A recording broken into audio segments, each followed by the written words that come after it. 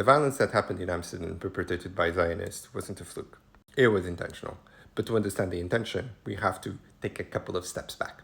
To understand not only the players, but the context in which it happened. Maccabi Tel Aviv is a known quantity. In 2014, 3 fans were arrested for abusing an Arab midfielder. In 2020, they rioted in the city of Jaffa, singing "Death to Arabs." And in 2023, an organization called Kick Violence Out of Israeli Football flagged 65 events of hate speech from Maccabi, not only anti-Arab, but also anti-black. So, racist behavior, check. Violent behavior, check. A Jerusalem Post article from November 5th this year insinuated that Mossad agents were going to join the fans on their trip to Amsterdam for protection.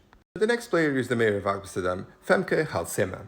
She holds the mayorship of Amsterdam as a representative of the Green Party. She has personally been at odds with the extreme right-wing led coalition that now rules the Netherlands. One example is the legalization of drugs, which she supports and the government does not. Like a lot of extreme right-wing governments in Europe, the Dutch government supports Israel. The mayor was specifically called out by this government for authorizing pro-Palestinian protests to happen in October this year.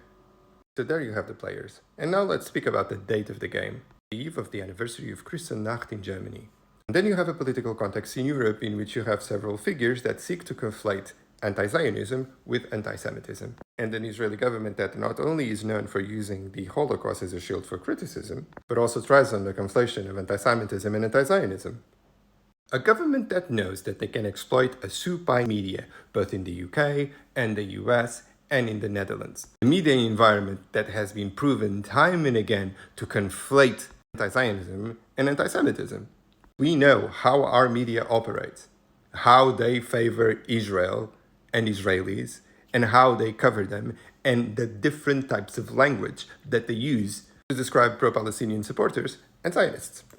And the presumption of innocence that goes attached to each.